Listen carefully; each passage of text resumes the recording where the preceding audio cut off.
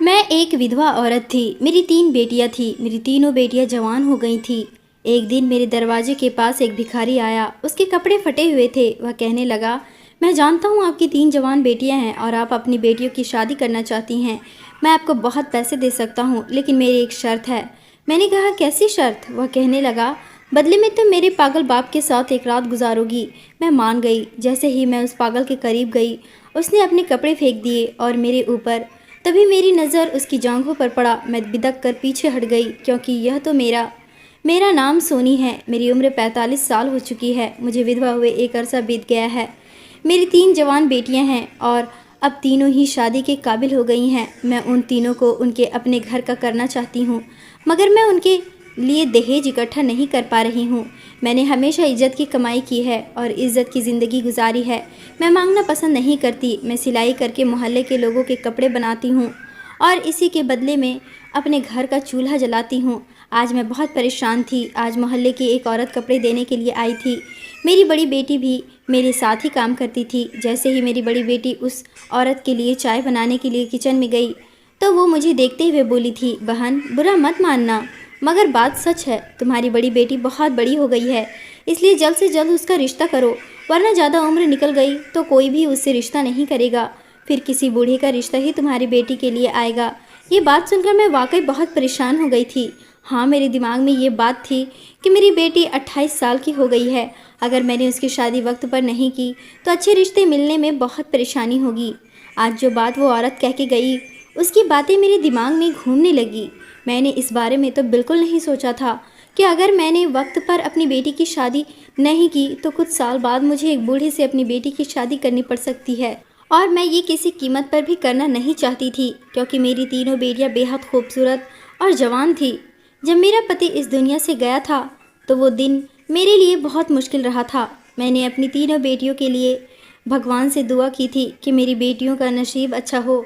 मैंने उस दिन से लेकर आज तक अपनी बेटियों के लिए बहुत मेहनत की है।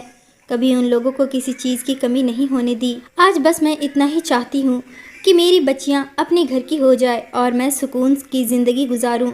मैं इन्हीं सोच में गुम थी कि अचानक हमारे घर का दरवाज़ा बजा। मैंने हैरान होकर घड़ी की तरफ देखा। दोपहर के 3 बज रहे थे। इस वक्त मैं और मेरी बेटियां आराम करती थी। ये बात हर क्लाइंट को पता थी, मगर इस वक्त किसी का आना मुझे बहुत ज़्यादा परेशान कर चुका था। मेरी बड़ी बेटी दरवाज़ा खोलने के लिए जाना चाहती थी, लेकिन मैंने उसे मना कर दिया। मैं उठी और चप्पल पहनकर दरवाजे के पास पहुंच गई। मैंने दरवाज़ा खोला तो सामने एक फटे पुराने कपड़ों में भिखारी खड़ा हुआ था। मैं उस भिखारी को देखते हुए बोली, अभी मेरे पास कुछ नहीं है, फ़िलहाल जाओ, बाद में आना।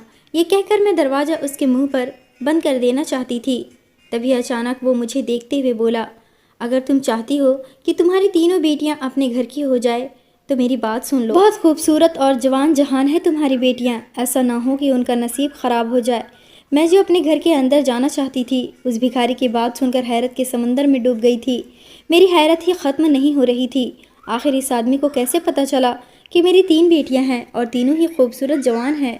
मैं कुछ कहने ही वाली थी कि उससे पहले ही वो भिखारी बोला, मैं जानता हूँ कि तुम यही सोच रही होगी कि मुझे तुम्हारे बारे में कैसे पता चला। तो इस बात की फिक्र तुम अपने दिल और दिमाग से निकाल दो, क्योंकि मुझे इस मोहल्ले के हर घर के बारे में पता है।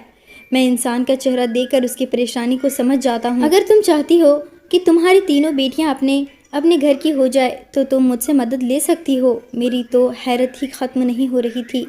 मैंने कहा, तुम मेरी क्या मदद कर सकते हो? तुम तो खुद एक भिखारी हो। वह कहने लगा, मेरी इस हुलिये पर मत जाओ, बस तुम बोलो, क्या मैं तुम्हें जो बोलूँगा वह तुम करोगी? मैंने कहा, क्या करना है मुझे बोलो। हाँ, मैं करूँगी, जैसा तुम बोलोगे वैसा ही होगा। मेरी बात सुनकर वो भिखारी कुछ देर के लिए खामोश रहा और फिर जो बात उसने कही वो सुनकर मेरे कदमों तले ज़मीन खिसक गई। वो भिखारी देखने में तकरीबन 30 या 32 साल का था, मगर काफ़ी खूबसूरत था। अगर वह साफ़ सुथरा होता तो बहुत हैंडसम लगता, लेकिन वो काफ़ी गंदे कपड़ों में था। मैं हैरान होकर बोली, मगर तुम मेरी मदद कैसे कर सकते हो? तुम तो खुद लोगों से भीख मांग रहे हो। मेरी बात सुनकर वो भिखारी मुस्कुराया था और मुझे देखते हुए बोला था, ये तुम्हारी परेशानी नहीं है कि मैं भीख मांगता हूँ या फिर हाथ पैर कटवाता हूँ। तुम इतना बताओ कि क्या तुम वो करोगी जो मैं बोलूँगा। मैं उसकी बात सुनकर चुप हो गई थी। मेरे पास कहने के लिए कुछ भी नहीं था। अगर मैं उसकी बात मान लेती तो मेरे लिए बहुत आसानी हो सकती थी, और अगर मैं उसकी बात ना मानती तो मेरे लिए बहुत ज़्यादा मुश्किलें थी।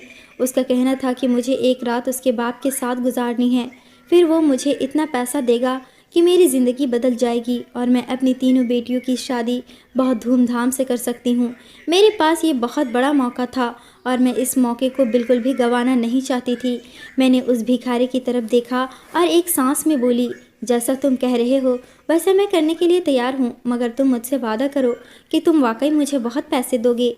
मेरी बेटियाँ बहुत तकलीफ़ में हैं और मैं उनकी शादी कर देना चाहती हूँ। मैं अपने फ़र्ज से मुक्त होना चाहती हूँ। मेरी बात सुनकर वो भिखारी पूरे यकीन से बोला, हाँ मैं वादा करता हूँ कि मैं तुम्हें इतने पैसे दूंगा कि तुम अपनी तीनों बेटियों को विदा कर सकोगी, लेकिन मेरे बाप के साथ एक रात गुजारना होगा, उनकी ख्वाहिश को पूरा करना होगा। अगर तुमने ये काम कर लिया तो मैं तुम्हें इतना अमीर बना दूंगा कि तुम हैरान रह जाओगी। मैं खामोश थी। मैंने उस भिखारी को हाँ कर दिया और उसकी तरफ देखते हुए बोली, मुझे कब चलना होगा? वह कहने लगा, अगर तुम अभी चल सकती हो मेरे साथ तो चलो, मैं तुम्हें आज ही अपने साथ लेकर चलूँगी। लेकिन मैंने कहा, अभी मेरी बेटियाँ जाग रही हैं, अगर मैं तुम्हारे साथ जाऊँगी तो वो मुझसे सवाल करेंगी, इसलिए तुम अभी लौट जाओ। कल मुझे लेने के लिए आ जाना, मैं कोई ना कोई बहाना बनाकर तुम्हारे साथ चलूँगी। मेरी बात सुनकर उस भिखारी ने सिर हाँ में हिलाया और मेरे दरवाजे से चला गया। मैं अजीब उलझन में फंसी हुई थी, क्या मुझे ये काम करना चाहिए या नहीं। मेरी उम्र 45 साल हो गई थी। मेरे दिल से सभी इच्छाएं मर चुकी थी और इस उम्र में किसी मर्द का मेरे पास आना मुझे तकलीफ़ भी दे सकता था। लेकिन मैं फ़िलहाल इस तकलीफ़ के बारे में ज़्यादा सोचना नहीं चाहती थी। मुझे सिर्फ़ और सिर्फ पैसे चाहिए थे और पैसे की वजह से ही मैं ये सब कुछ करने के लिए तैयार हो गई थी। मैं घर के अंदर गई तो मेरी बड़ी बेटी मुझे ही देख रही थी। मैं बुरी तरह डर गई थी कि कहीं वो मेरी और उस भिखारी की बातें सुन तो नहीं ली, लेकिन उसने ना हमारी बात सुनी और ना ही उस भिखारी को देखा। वह पूछने लगी, माँ आप बाहर क्या कर रही थी, किससे बातें कर रही थी? तभी मैंने कहा, वो कुछ नहीं, मेरी दोस्त आई थी, कपड़ों का ही पूछ रही थी, लेकिन मैंने अभी मना कर दिया है। पहले से ही कितने कपड़े रखे हुए हैं, पहले उस माल को पूरा करेंगे फिर नया माल लेंगे। मेरी बेटी कहने लगी, सही किया आपने, पहले का काम तो ख़त्म कर लें। अच्छा मैं सो रही हूँ। इतना कहकर वह लेट गई और जल्दी ही गहरी नींद में सो गई। मैं भी दोपहर के वक्त सोया करती थी, लेकिन आज उस भिखारी की बात सुनकर मेरी नींद उड़ गई थी और मैं लगातार उसके बारे में ही सोचती जा रही थी। वक्त गुजरता जा रहा था और मैं किसी भी कीमत पर अपने अंदर हिम्मत नहीं जुटा पा रही थी। मेरा दिल कर रहा था कि मैं ये बातें अपनी बेटियों को बताऊं, लेकिन मुझे ये भी पता था कि जब मेरी बेटियों को इस बारे में पता चलेगा कि उनकी माँ क्या काम करने के लिए जा रही है तो वो मुझसे नफरत करने लगेंगी। इसलिए मैंने चुपचाप अपना काम करना था। धीरे धीरे रात गुजरती जा रही थी, लेकिन मेरी धड़कनें बिल्कुल भी काबू में नहीं आ रही थी। सुबह का सूरज जैसे ही निकला, मैं तुरंत उठ गई। मेरी तीनों बेटियां भी जाग चुकी थी, क्योंकि हम सुबह सवेरे ही सारे काम निपटा लिया करते थे। मैं तैयार हो रही थी, तभी मेरी बड़ी बेटी फ़ौरन मुझसे बोली, मम्मी कहाँ जाने की तैयारी कर रही हो? काम तो इतना पड़ा हुआ है, आप कब तक वापस आ जाओगी? मैंने एक नज़र उसके वजूद पर डाली और धीरे से बोली, एक बहुत ज़रूरी काम से जा रही हूँ, तुम दुआ करना कि कामयाब होकर आऊँ, बाकी आकर देखती हूँ, तुमसे जितना हो सकता है तुम कर लेना। मेरी बात सुनकर वो फ़ौरन मान गई और मैं जल्दी से अपने शरीर पर काली चादर लपेटकर सड़क पर जाकर खड़ी हो गई, क्योंकि अगर वो भिखारी हमारे मोहल्ले में आकर मुझे ले जाता तो सारी औरतें मुझे उसके साथ जाते हुए देख सकती थी और मेरी बेटियों को भी मुझ पर शक हो सकता था। और मैं ये शक किसी पर भी जाहिर नहीं करना चाहती थी कि मैंने अपनी बेटियों की शादी करवाने के लिए किसी मर्द के साथ रात गुजारी है। मेरे सोचने के बिल्कुल ठीक मुताबिक थोड़ी देर बाद वो भिखारी मुझे सामने से आता हुआ नज़र आया। उसने आज भी फटे पुराने कपड़े पहन रखे थे, चेहरा भी बहुत ख़राब लग रहा था। मैंने खामोशी से सिर झुका लिया था। वो भिखारी मेरे पास आया और अपने पीछे आने के लिए इशारा किया। मैं भी जल्दी से उसके पीछे चल पड़ी ताकि मैं उसके बाप के पास जल्द से जल्द पहुंच जाऊं और उसका काम पूरा करके पैसे ले लूं। मुझे बार बार एक तवायफ का गुमान हो रहा था, लेकिन मैं अपना सिर झटक रही थी। औलाद के लिए इंसान को बहुत कुछ करना पड़ता है, मगर औलाद इंसान को आखिर में कुछ भी नहीं देती सिवाय जलील करने के। मगर मुझे यकीन था कि मेरी बेटियां मेरे साथ कभी भी गलत नहीं करेंगी, बल्कि मेरा बहुत ख्याल रखेंगी और मुझसे बहुत प्यार करेंगी। वो भिखारी मुझे सामने खड़ी हुई गाड़ी के पास ले गया। मैं हैरान थी कि इतनी बड़ी गाड़ी किसकी हो सकती है। मैं हैरत के समंदर में डूबी हुई थी। वो भिखारी मुझे देखते हुए बोला, इस गाड़ी में आप बैठ जाएं, मैं एक काम करके आता हूँ। मैं हैरान हुई और उसकी तरफ देखते हुए बोली, ये गाड़ी वाकई आपकी है? उसने सिर हाँ में हिलाया और दूसरी तरफ चल पड़ा। मैंने गाड़ी का दरवाज़ा डरते डरते खोला और मेरी बिल्कुल सोचने के उलट दरवाज़ा खुला हुआ था, यानी वो भिखारी सच बोल रहा था।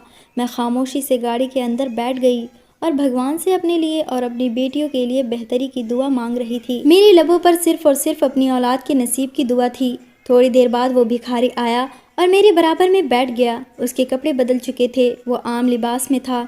उसे देखकर मैं हैरान रह गई थी। वो बहुत खूबसूरत मर्द था। वो मुझे पूरी तरह नज़रअंदाज किए गाड़ी चला रहा था। मैंने उससे बात करने की कोशिश की, लेकिन उसने मुझसे कोई बात नहीं की। अपने घर पहुंचने से पहले वो मेरी तरफ देखते हुए बोला, मेरे बाप की तरफ से अगर मुझे कोई शिकायत मिली तो मैं आपको कुछ भी नहीं दूंगा, बल्कि आपके साथ बहुत बुरा करूंगा। मैं हैरान रह गई थी, क्योंकि मुझ पर अब ये आदेश था कि मैं इसके बाप को खुश कर दूं, और ना कर पाई तो वह मुझे एक फूटी कौड़ी भी नहीं देगा। उसके पास इतनी बड़ी गाड़ी थी, अचानक से कपड़ों का बदल लेना, ये बातें मेरी समझ से बाहर थी। थोड़ी देर बाद गाड़ी एक बहुत बड़े बंगले के सामने रुकी। मैंने सोचा शायद उसका बाप यहाँ पर सर्वेंट क्वार्टर में रहता होगा, मगर मुझे मालूम नहीं था कि मेरे बराबर में बैठा हुआ शख्स भारत का जाना माना बिजनेसमैन है और उसका बाप भी किसी से कम नहीं है। हम दोनों एक साथ ही उस बंगले में दाखिल हुए। मैं बंगले की खूबसूरती में पूरी तरह खो गई थी। मैं फटी फटी निगाहों से चारों तरफ देख रही थी। मैंने इतनी खूबसूरत जगह अपनी पूरी जिंदगी में नहीं देखी थी। मैं कुछ कहती उससे पहले ही उस आदमी ने मेरा हाथ पकड़ लिया और अंदर की लेकर जाने लगा, और मेरी आंखें अभी तक इधर उधर घूम रही थी, क्योंकि आज से पहले ना तो मैंने इतना बड़ा घर देखा था और ना ही उसमें सजा हुआ सामान। उस भिखारी का इस तरह से मेरा हाथ पकड़ना मुझे होश की दुनिया में ले आया। मैंने उसकी तरफ देखते हुए सवाल किया कि ये घर किसका है, वो गाड़ी किसकी थी, और तुम कौन हो? उस भिखारी ने मेरी तरफ एकटक बड़े गौर से देखा और कहा, फालतू का सवाल तुम मुझसे ना ही करो तो अच्छा है। आपने वादा किया था कि आप मेरे बाप के साथ एक रात गुजारोगी और मैं इसके बदले आपको बहुत पैसे दूंगा। वो देखो मेरा बाप वहाँ सामने बैठा हुआ है, जाओ और उसे खुश करो। अगर मुझे मेरे बाप की तरफ से कोई भी शिकायत मिली तो याद रखना, मैं 1 रुपया भी आपको नहीं दूंगा, बल्कि जलील करके यहाँ से बाहर निकालूंगा। वो बड़ी सख्त आवाज़ में मुझे बोला और मैं फटी फटी निगाहों से उसके बदलते रूप को देख रही थी। कल जब इस इंसान से मेरी मुलाकात हुई थी तब ये मेरे साथ बहुत अच्छा बर्ताव कर रहा था, लेकिन अब अचानक से उसका बदल जाना मुझे हैरत के समंदर में डुबो चुका था। मैं कुछ कहती उससे पहले ही वह ऊपर की ओर बढ़ गया था। मेरे शरीर में अचानक से कपकपी छा गई थी, लेकिन उसकी बात भी सही थी। मुझे पैसे की ज़रूरत थी और अब किसी भी कीमत पर अपने कदम पीछे नहीं हटा सकती थी। मेरे सिर पर 3 जवान बेटियां का बोझ था। मैंने गहरी सांस लेते हुए खुद को संभाला और धीरे धीरे उस आदमी के पास पहुंची। उसकी उम्र करीब 50 साल हो रही होगी। मैं कुछ कहती इससे पहले ही वह अपनी जगह से खड़ा हो गया और मुझे देखकर बोला, अच्छा तो तुम्हें मेरे बेटे ने भेजा है मुझे खुश करने के लिए। वह बड़े अजीब ढंग से बोल रहा था।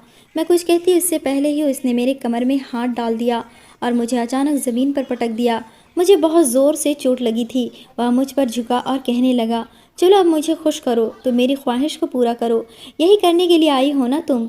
मैंने कहा हाँ, लेकिन पता नहीं मुझे क्या हो गया था। मैं उसे हाथ भी नहीं लगा रही थी। मेरे हाथ कांप रहे थे, मेरी नज़रें झुकी हुई थी, उसकी तरफ देख भी नहीं रही थी। मुझे यह सब बहुत अजीब लग रही थी। वह आदमी समझ चुका था कि मुझसे कुछ नहीं होने वाला। तभी वह कहने लगा, शादीशुदा होना, फिर भी नहीं पता कि मर्दों को खुश कैसे किया जाता है, और मेरे बिल्कुल करीब आ गया और मुझे दबोचने लगा और कहने लगा, अब मैं तुम्हें बताऊंगा कि खुश करना किसे कहते हैं। बहुत पैसे की लालच है ना तुम्हें, अब मैं तुम्हारी लालच निकालूंगा। वह आदमी पागल था। उस नौजवान ने मुझे बुरी तरह फंसा दिया था। मैं अचानक भागने लगी, मगर उसने मेरे बाल पकड़ लिए। मुझे समझ नहीं आ रहा था कि मैं क्या करूं, कहाँ फंस गई थी। मैं लगातार भगवान को याद कर रही थी और अपने आप को इस इंसान से छुड़ाने की कोशिश कर रही थी, क्योंकि मुझे ऐसा पैसा नहीं चाहिए था जिसमें मेरे साथ यह सब कुछ हो। अचानक ही वह मेरे चेहरे के करीब झुका और अपना हाथ मेरे चेस्ट पर रखा, और वह मेरे साथ जीवन की इस भाग दौड़ ने मुझे बहुत परेशान कर दिया था। मैं सिर्फ अपनी बेटियों की शादी चाहती थी। पति का गुजर जाना मेरे लिए बहुत बुरा साबित हुआ था। जब से मेरे पति इस दुनिया से गए थे, मेरे और मेरी बेटियों के लिए ज़िंदगी बहुत कठिन हो गई थी, लेकिन फिर भी मैंने किसी के आगे हाथ नहीं फैलाए थे, क्योंकि मैं इज्जत की रोटी कमाना चाहती थी। मेरे पति हमेशा एक बात कहते थे, सोनी, अगर कभी ऐसा समय आए कि तुम्हें लगे कि तुम्हें दूसरों के सामने हाथ फैलाना पड़ेगा, तो ऊपर वाले को याद करना, वह तुम्हें अपनी हिम्मत देगा कि तुम कभी किसी के सामने भीख नहीं मांगोगी। उसी दिन मैंने ठान लिया था कि मैं किसी के सामने भीख मांगकर अपनी बेटियों का पेट नहीं पालूंगी। मेरे पास मेरे दहेज की एक सिलाई मशीन थी और मैंने उसी पर बैठकर अपनी ज़िंदगी की कमाई शुरू की और अपने घर का चूल्हा जलाना शुरू कर दिया था। मैं मोहल्ले के कपड़े सिलने लगी थी और बदले में जो पैसे मिलते उससे मैं अपना घर चला लेती थी। लेकिन अब जैसे जैसे मेरी बेटियां बड़ी होती जा रही थी, मेरी परेशानी भी बढ़ती जा रही थी। मेरी बड़ी बेटी रानी की उम्र अब 28 साल हो गई थी और मुझे उसकी सबसे ज़्यादा चिंता सताती थी। मेरे पति रानी से बहुत प्यार करते थे और हमेशा कहते थे, सोनी मेरी रानी की आंखों में कभी आंसू मत आने देना, उसे हमेशा खुश रखना। पर मैंने ही अपनी रानी को सबसे ज़्यादा रुलाया था क्योंकि मेरे पास इतने पैसे नहीं थे कि उसकी छोटी छोटी इच्छाएं पूरी कर पाती। हाँ, अब मैं अपनी बेटियों की इच्छाएं पूरी कर देती हूँ, लेकिन जो वक्त रानी ने गुजारा था वह मेरी बाकी दो बेटियों ने नहीं गुजारा था। खैर, अचानक से इस भिखारी का आना और मुझे पैसे देने की बात करना मुझे हैरान कर गया था। आखिर उस भिखारी के पास पैसे कहाँ से आ सकते हैं, लेकिन उसके दावे ने मुझे उसकी ओर खींच लिया था। वह भिखारी भले ही बुरे हालात में था, मगर उसके चेहरे से लग रहा था कि वह बहुत सुंदर है और यही चीज़ मेरे मन में लालच पैदा कर रही थी। मैंने सुना था कि कई बार लोग जो खुद को गरीब दिखाते हैं, असल में वही लोग अमीर निकलते हैं। मेरा अनुभव सच साबित हुआ था। जब मैं उस भिखारी के साथ उसकी गाड़ी तक पहुंची तो मैं हैरानी के समंदर में डूब चुकी थी, क्योंकि एक भिखारी के पास इतनी बड़ी गाड़ी देख मुझे आश्चर्य हो रहा था और अब अचानक उसका कपड़े बदलना और इतने अच्छे हुलिये में आ जाना मुझे यकीन दिला गया था कि मैंने उस भिखारी के साथ आकर बिल्कुल सही फैसला लिया है। लेकिन मैं यह नहीं जानती थी कि वह मर्द मेरे साथ कितना बुरा करने वाला है। जिस आदमी के पास मुझे भेजा गया था वह इंसान नहीं बल्कि दरिंदा था। वह पागल था। उसने मुझे ज़मीन पर पटक दिया और अब अचानक मुझे उठाकर अपने करीब खींच लिया। वह मुझ पर झुका और खा जाने वाली नज़रों से मुझे देखा और कहा, मैं तुम्हें जिंदा नहीं छोड़ूंगी। तुम्हें पता है, अगर मैंने किसी औरत के साथ संबंध बना लिया तो मेरी यह जायदाद मेरे बेटे के नाम हो जाएगी। मेरी पत्नी जाते वक्त यह वसीयत कर गई है कि जब तक मैं किसी औरत के साथ संबंध नहीं बनाता तब तक यह जायदाद मेरे नाम रहेगी, और जैसे ही मैंने किसी औरत के साथ संबंध बना लिया यह सारा धन मेरे बेटे के नाम हो जाएगा। फिर उसने कहा, तुम क्या मुझे बहलाने आई हो, मेरी जायदाद चाहती हो? यह कहकर उसने मुझे ज़ोर से धक्का दिया और मैं कांच की मेज पर गिरकर बुरी तरह घायल हो गई थी। मुझे बहुत दर्द हो रहा था। मैं उससे हाथ जोड़कर बोली, भगवान के लिए मुझे छोड़ दो। मेरे साथ ऐसा जुल्म क्यों कर रहे हो? मेरा इससे कोई मतलब नहीं है। मुझे ये सब नहीं पता था। तुम्हारे बेटे ने मुझे ऐसा कुछ भी नहीं कहा। मैं एक मजबूर औरत हूँ। बेटियों के लिए मैं ये सब करने के लिए तैयार हुई हूँ। आज तक मैंने कभी किसी मर्द को गलत नज़र से नहीं देखा। मैं और कुछ कहती इससे पहले ही वह फिर से मेरे पास आ गया। मैं अब चिल्लाने लगी थी और भागकर उस बूढ़े आदमी के पैरों में बैठ गई।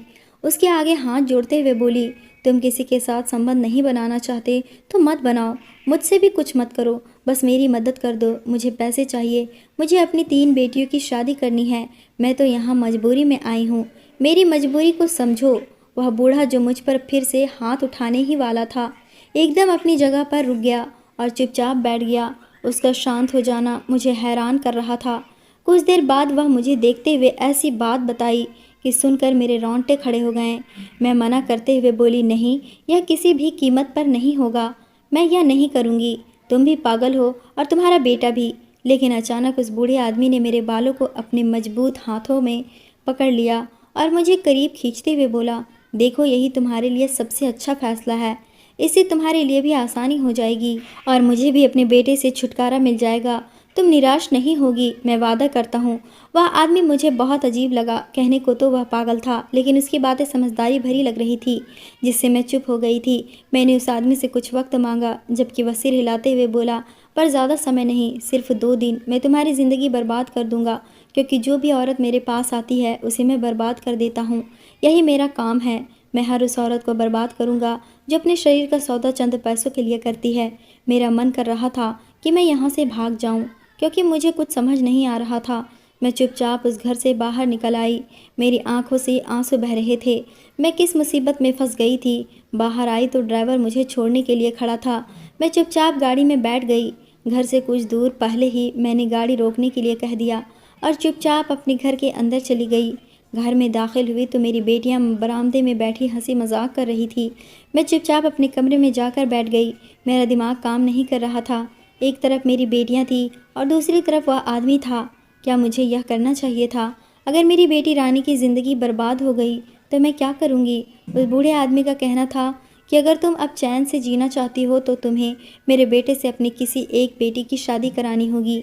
इस तरह तुम्हारे लिए भी आसानी हो जाएगी और मेरे लिए भी। जबकि मैं अजीब कश्मकश में फंस गई थी। वह लड़का देखने में बहुत खूबसूरत था।